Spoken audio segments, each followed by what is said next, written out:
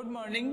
हमारी class agriculture biology जिसमें 12th class का सेकंड चैप्टर जैव प्रौद्योगिकी, हमने पिछली क्लास के अंदर जैव प्रौद्योगिकी का सामान्य इंट्रोडक्शन देखा था।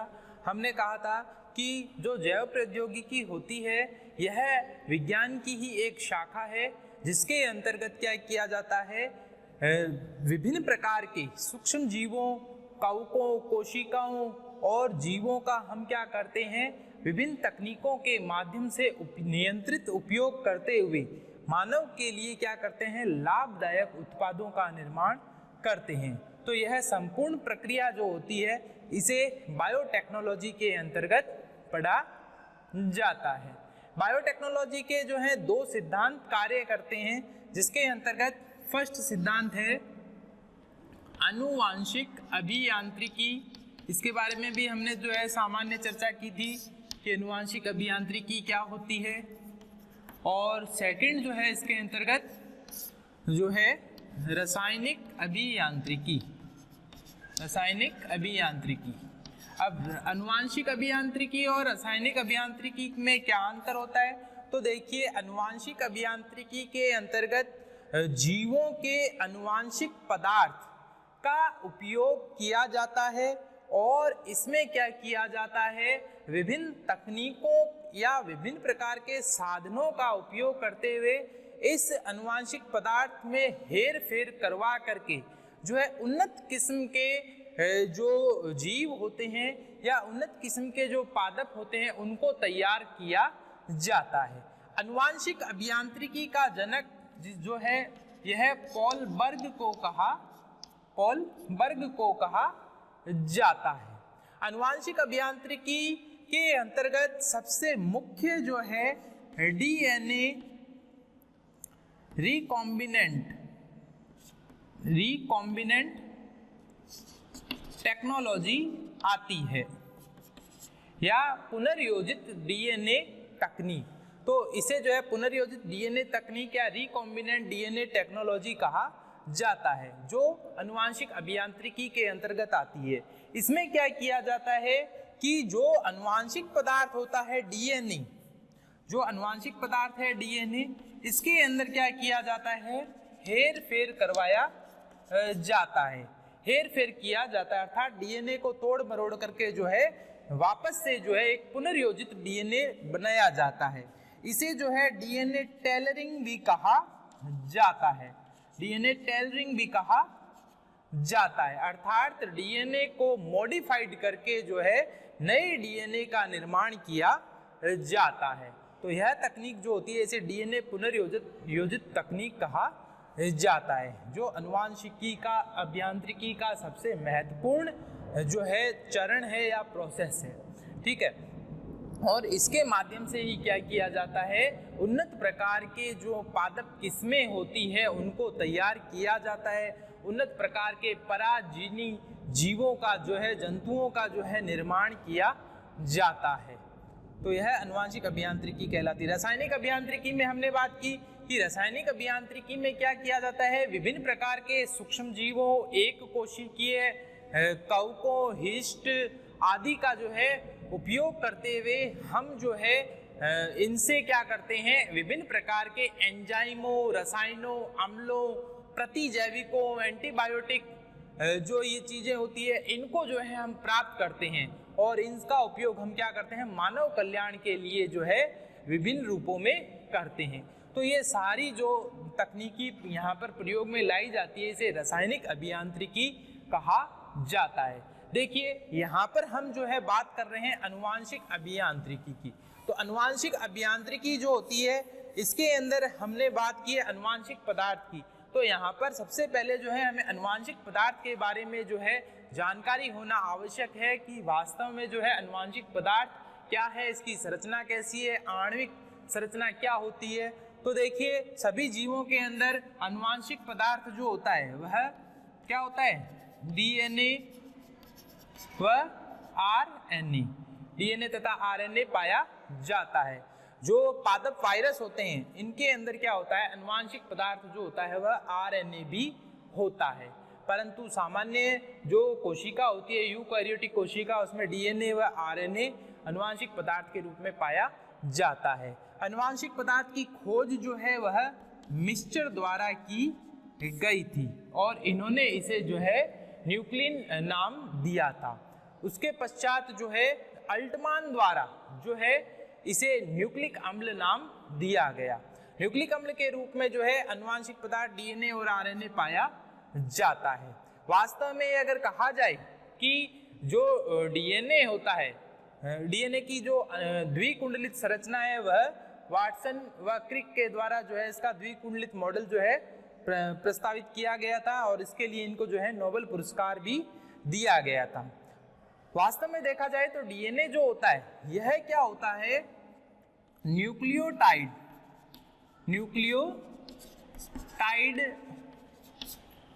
जो अणु होते हैं इनकी एक लंबी श्रृंखला के रूप में पाया जाता है। अर्थात यह जो है पॉलीन्यूक्लियोटाइड संरचनाएं होती है जिनमें दो पॉलीन्यूक्लियोटाइड संरचनाएं जो होती है यह आपस में क्या होती है, एक दूसरे के ऊपर प्रति समानांतर क्रम में जो है कुंडलित रूप से जो है जुड़ी हुई रहती हैं, जिन्हें हम पॉलीन्यूक्लियोटाइड संरचनाएं कहते हैं। तो इनमें जो है दो पॉलीन्यूक्लियोटाइड श्रृंखलाएं पाई जाती है। डीएनए की संरचना हमने कहा है कि यह क्या कैसी है, द्विकुंडलित प्रकार की होती है इस प्रकार से। तो इसमें जो दो सूत्र होते हैं इन सूत्रों में दो सिरे पाए जाते हैं। जो फर्स्ट जो सूत्र है जिसे हम बोलते हैं 3' सिरा और इसका अंतिम छोर जो होता है वह कहलाता है 5'। जबकि डीएनए का दूसरा जो छोर है इसमें क्या होता है 5' सिरा है तो इसका अंतिम सिरा जो होता है 3' कहलाता है। अर्थात ये दो पॉलीन्यूक्लियोटाइड श्रृंखलाएं जो होती है यह क्या होती है, आपस में एक दूसरे से कुंडलित हो जाती है। तो इस प्रकार से क्या होता है, डीएनए की द्विकुंडलित संरचना का निर्माण होता है। डीएनए की इस द्विकुंडलित संरचना का निर्माण होता है। डीएनए की जो संरचना होती है इसके लिए हमें जो है इसकी संरचना की आणविक अणुओं को जानना आवश्यक होता है कि डीएनए जो है वो किसका बना हुआ होता है। तो देखिए डीएनए जो होता है इसे हमने क्या कहा है, न्यूक्लिक अम्लों के ये अणु होते हैं। जो न्यूक्लिक अम्ल होता है इसके अंदर जो है 3 प्रकार के जो हैं अणु मिल करके न्यूक्लिक अम्ल का निर्माण करते हैं, जिनके अंतर्गत सबसे फर्स्ट आता है इसके अंदर पेंटोज शर्करा। डीएनए के अंदर जो शर्करा होती है पेंटोज, इसे डीऑक्सी राइबोज कहा जाता है। डीएनए के अंदर जो पेंटोज शर्करा होती है वह डीऑक्सी राइबोज होती है। सेकंड, इसके अंदर जो है फास्फोरिक अम्ल पाया जाता है। फास्फोरिक अम्ल के रूप में जो है H3PO4 के अणु पाए जाते हैं। थर्ड जो होता है इसके अंदर नाइट्रोजनी क्षारक। नाइट्रोजनी क्षारक जो होती है यह 2 प्रकार की होती है। फर्स्ट होती है प्यूरिन और सेकंड होती है जो यह होती है पिरीमिडीन। जो प्यूरिन क्षारक है इसके अंतर्गत 2 नाइट्रोजनी क्षारकें आती है, एडिनिन और गुआनिन।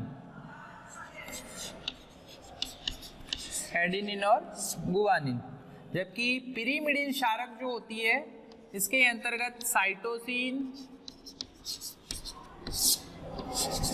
यूरासिल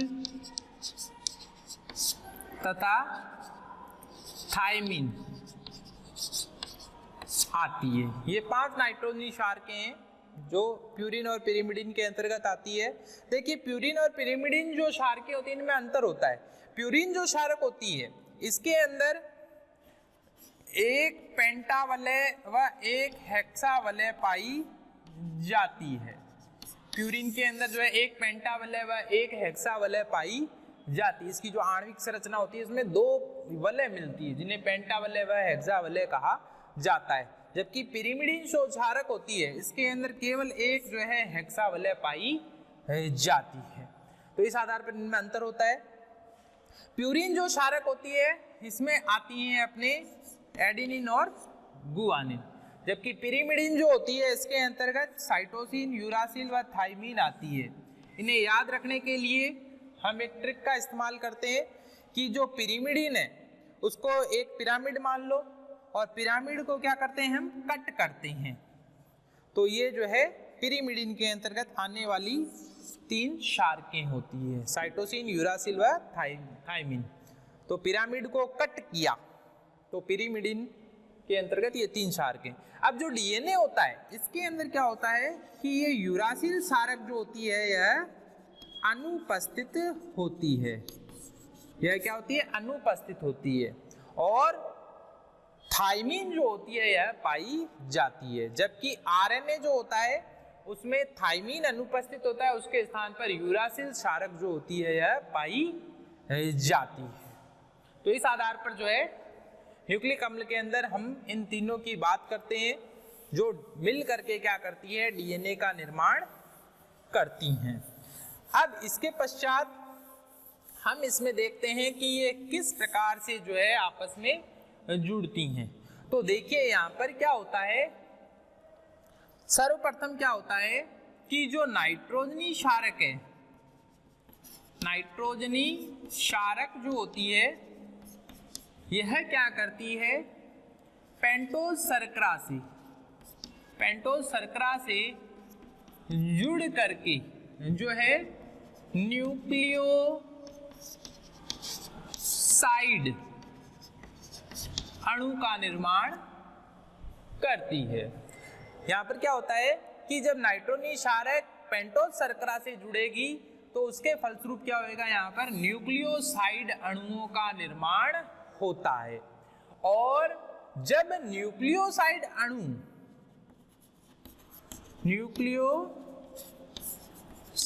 अणु जब क्या करते हैं? फास्फोरिक अम्ल से जुड़ते हैं, फास्फोरिक अम्ल से जुड़ते हैं तो इसके पश्चात क्या होता है? न्यूक्लियोटाइड अणुओं का निर्माण होता है। अर्थात नाइट्रोजनी क्षारक, एक नाइट्रोजनी क्षारक और एक पेंटोज शर्करा मिल करके न्यूक्लियोसाइड अणु बनाती हैं। और एक न्यूक्लियोसाइड अणु जब फास्फोरिक अम्ल से जुड़ता है तो इसके फलस्वरूप क्या होता है? न्यूक्लियोटाइड अणुओं का निर्माण होता है। अब ये किस प्रकार से जुड़ते हैं और इनमें कौन कौन से बंध पाए जाते हैं उनको भी हम जो है डीएनए की आणविक संरचना के अंदर देखते हैं।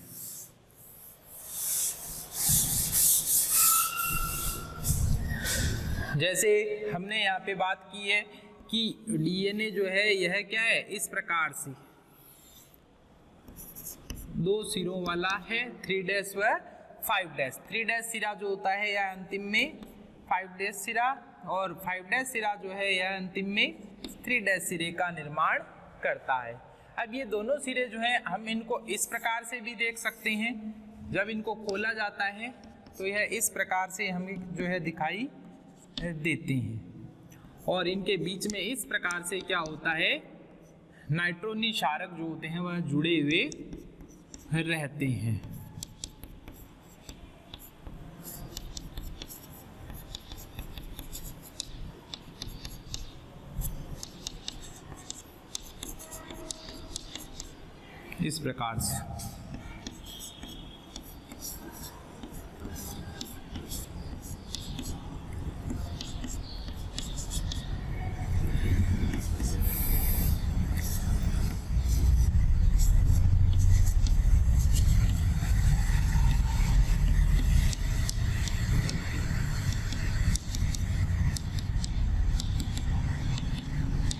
इस प्रकार से यह जो है जुड़े हुए रहते हैं। अब इसको जो है अपन जब कुंडलित करते हैं तो यह संरचना बनती है।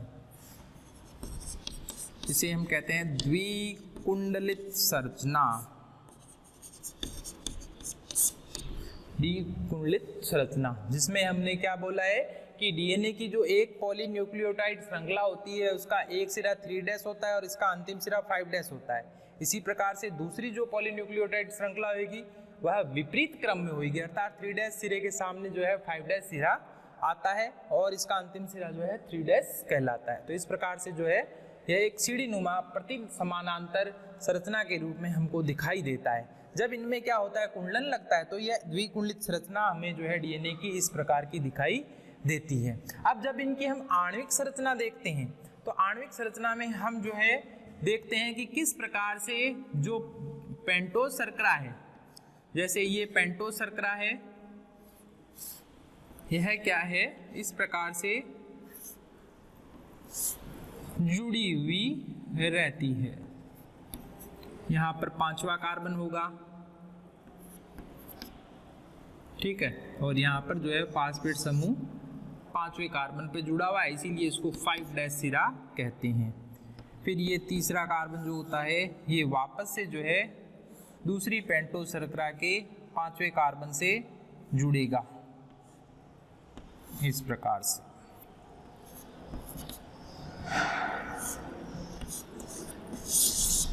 इस प्रकार से, और डीएनए का जो पहला कार्बन होता है यह मान लीजिए यहाँ पर जुड़ा हुआ है एडेनिन क्षारक से, तो यहाँ पर भी क्या होगा, जो पेंटोज शर्करा का पहला कार्बन है उससे क्या होगा, यहाँ पर बंध बनेगा।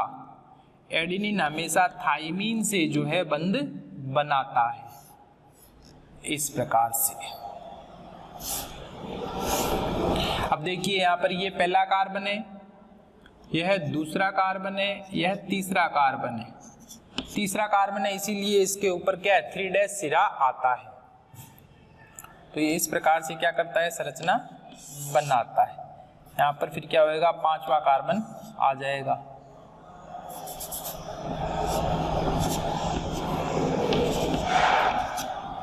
और ये जो है इस प्रकार से वापस इसके पहले सिरे से जुड़ जाएगा।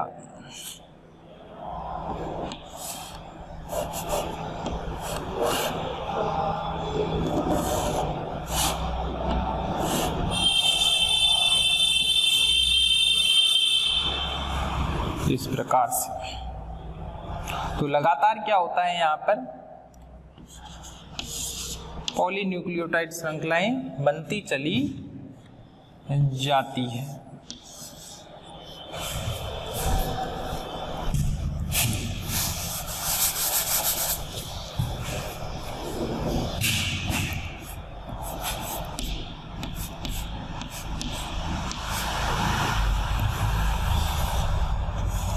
इस प्रकार से ये जो है श्रृंखलाएं बनती चली जाती। अब देखिए यहाँ पर क्या है कि जो नाइट्रोजनी क्षारक हैं वह आपस में क्या है, एक दूसरे से जुड़े हुए हैं। ये इस प्रकार से क्षार युग्म बनाते हैं। इन नाइट्रोजनी क्षारकों को क्या कहते हैं, क्षार युग्म। एडेनिन और थाइमिन दोनों नाइट्रोजनी क्षारक दोनों सिरों के हैं, इसीलिए ये क्या आपस में एक क्षार युग्म बनाते हैं। और इनके बीच में जो बंध बनता है, इस बंध को जो है हाइड्रोजन बंध कहते हैं। इस बंध को हम क्या कहते हैं, हाइड्रोजन बंध। नाइट्रोजनी क्षारक पेंटोज शर्करा से जो है ग्लाइकोसाइडिक बंध द्वारा जुड़े रहते हैं। ग्लाइकोसाइडिक बंध द्वारा जुड़े रहते हैं। तो नाइट्रोजनी क्षारक और पेंटोज शर्करा के मध्य क्या होता है, ग्लाइकोसाइडिक बंध पाया जाता है। और पेंटोज शर्करा फास्फोरस से जो है फास्फोडाइएस्टर बंध द्वारा जुड़ी हुई रहती है। फास्फोडाइएस्टर बंध द्वारा जुड़ी हुई रहती है। अब क्या होता है कि एक नाइट्रोजनी क्षारक एक पेंटोज शर्करा से इस प्रकार से जुड़ता है और इससे हम क्या कहते हैं, इसे हम क्या कहते हैं, न्यूक्लियोसाइड अणु। न्यूक्लियोसाइड अणु। और जब न्यूक्लियोसाइड अणु फास्फेट के साथ जुड़ता है तो इसे हम जो है न्यूक्लियोटाइड अणु कहते हैं, न्यूक्लियोटाइड अणु कहते हैं। जब पेंटोस शर्करा और नाइट्रोजनी क्षारक आपस में जुड़ते हैं तो इसे न्यूक्लियोसाइड कहा जाता है।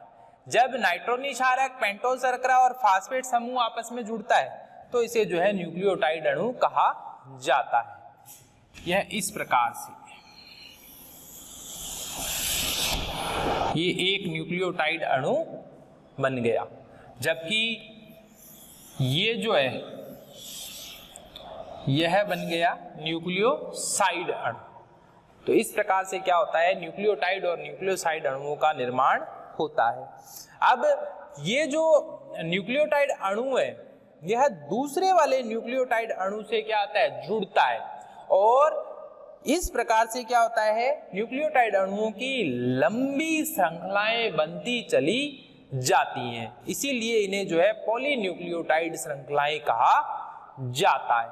यहां पर देखिए सबसे गौर करने वाली चीज है कि जो पेंटोस शर्करा का 5वां कार्बन था, पेंटोस शर्करा का क्या है, ये 5वां कार्बन है जिससे फास्फेट समूह जुड़ा हुआ है और यह मुक्त सिरा है, इसीलिए इसको 5' सिरा कहा जाता है। जबकि दूसरी ओर जो पेंटोस शर्करा उसका 3रा कार्बन जो है इसके ऊपर क्या है, हाइड्रोक्सिल समूह पाया जाता है जो मुक्त रूप से रहता है, और इसीलिए इसको जो है 3' सिरा कहा जाता है।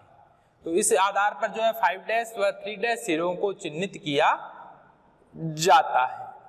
तो यह जो है डीएनए की आणविक संरचना कहलाती है। इसके पश्चात जो है हम डीएनए, एक सामान्य अगर डीएनए की बात करें तो देखिए डीएनए के अंदर,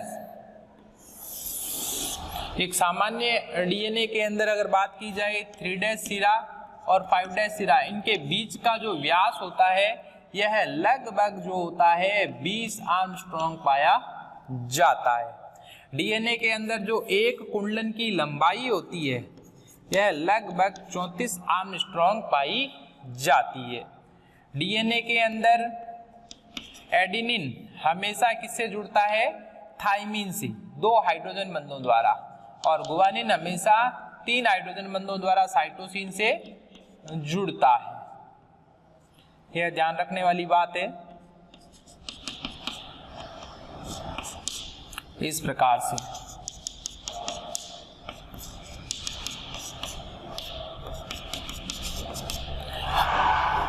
डीएनए के अंदर जो नाइट्रोजनी क्षार युग्म होते हैं इन्हें हम क्षार युग्म कहते हैं। एक कुंडलन के अंदर लगभग 10 क्षार युग्म पाए जाते हैं। डीएनए के एक कुंडलन में 10 क्षार युग्म होते हैं।